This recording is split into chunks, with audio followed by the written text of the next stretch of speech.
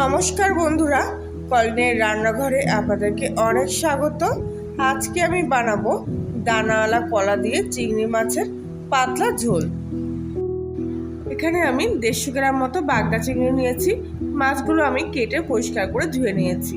কড়ায় সামান্য তেল গরম বসিয়ে চিংড়ি মাছগুলো তেলের মধ্যে দিয়ে দিলাম, আর সামান্য একটু লবণ আর সামান্য একটু হলুদ দিয়ে দিলাম, যাতে চিংড়ির স্বাদটা আর কালারটা খুব সুন্দর আসে।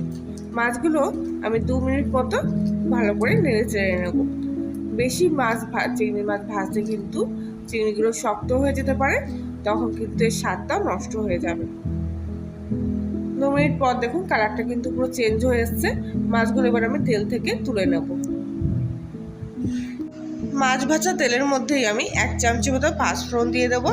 আর ফোড়নটা ভাজা হয়ে গেলে ওতে একটা ছোট সাইজের পেঁয়াজ আমি কুচিয়ে রেখেছি, আর একটা কাঁচা লঙ্কা চিড়ে দিয়েছি।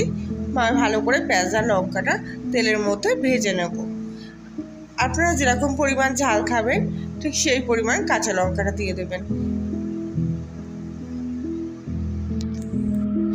পেঁয়াজের গায়ে থেকে মোটামুটি তেল ছেড়ে দিয়েছে। এবার এর মধ্যে আমি 2টো বড় সাইজের দানাওয়ালা কলা আর 3টে আলু আমি কেটে হলুদ জলে কিছুক্ষণ ভিজিয়ে রেখেছিলাম। ভালো করে ধুয়ে নিয়ে কলা আলুগুলো আবার আমি তেলের মধ্যে দিয়ে দিলাম। তেলের মধ্যে কিছুক্ষণ আমি কলা আলুটা একটু নাড়াচাড়া করে নেব। এরপর এতে আমি 1.5 চামচি মতো হলুদ দিয়ে দেবো। যেহেতু এটা কলা আলুর ঝোল, সেহেতু হলুদটা একটু বেশি পরিমাণ দিতে হবে, তাতে ঝোলের কালারটাও কিন্তু খুব সুন্দর আসবে, আর কলার কষটা সেটাও কিন্তু অনেকটা কম হয়ে যাবে। ছোট চামচিগুলো 1.5 চামচি দিলাম আমি, আর আপনাদের বড় চামচি হলে আপনারা 1 চামচি মতো হলুদ দেবেন। আর দেব পরিমাণ মতো লবণ। আমি এখানে 1 চামচি মতো লবণ দিলাম। আর দেব সামান্য পরিমাণ 2-4 দানা চিনি। এতে রান্নার স্বাদটা কিন্তু খুব সুন্দর আসবে।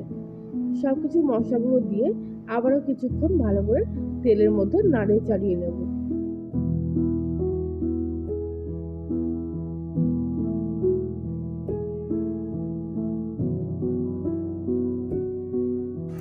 কিছুক্ষণ ধরে তেলে কষানোর পর যখন দেখবেন হলুদের কাঁচা গন্ধটা আসছে না, তার মানে কিন্তু মশলাগুলো আমার সম্পূর্ণ ভাজা হয়ে গেছে।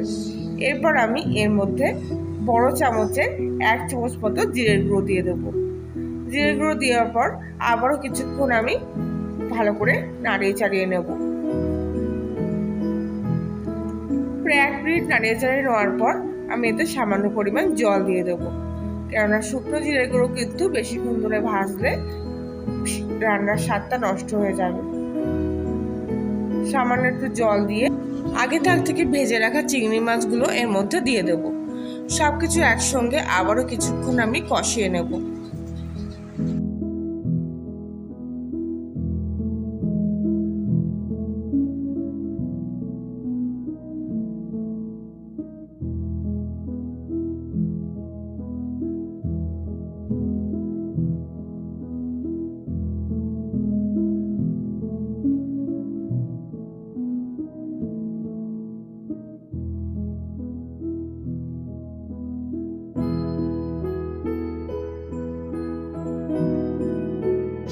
প্রায় 2 মিনিট ধরে ভালো করে কষিয়ে নেওয়ার পর এর মধ্যে আমি পরিমাণ মতো জল দিয়ে দেবো।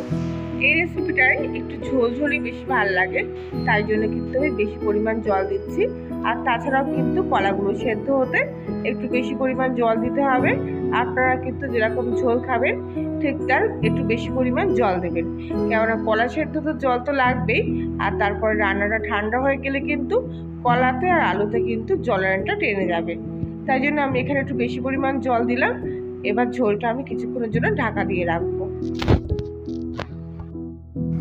5 মিনিট পর আমি ঢাকনাটা খুললাম, আর দেখুন ঝোলটা কিন্তু টকবক করে ফুটে গেছে। ঝোলের গায়ের থেকে কিন্তু তেলও ছেড়ে দিয়েছে। তলা দিয়ে ওপর দিয়ে ভালো করে আবার আমি ঝোলটা নাড়িয়ে চাড়িয়ে দেবো। কলা আলুগুলো কিন্তু আমার সেদ্ধ হয়ে গেছে। কলাগুলো দেখুন ফেটে ফেটে গেছে, তার মানে কিন্তু কলাগুলো সুন্দরভাবে সেদ্ধ হয়ে গেছে, আর আলুও কিন্তু একদম সেদ্ধ হয়ে গেছে। গ্যাসের ফ্লেমটা পুরো হাইতে দিয়ে আবারও আমি 2 মিনিট কিছুক্ষণ ভালো করে ফুটিয়ে নেব। এতে কিন্তু ঝোলের স্বাদটা আরও দ্বিগুণ হয়ে যাবে। তো রান্না কিন্তু আমার একদমই প্রায় কমপ্লিট হয়ে গেছে। 2 মিনিট ফুটানোর পর এবার আমি গ্যাসটা অফ করে দেবো। রেসিপিটি ভালো লাগলে লাইক শেয়ার কমেন্ট করবেন, নতুন হলে সাবস্ক্রাইব করে পাশে থাকবেন। আজকের মতো এখানেই, আবার দেখা হচ্ছে অন্য একটা রেসিপির সাথে। ততক্ষণ সবাই ভালো থাকবেন, সুস্থ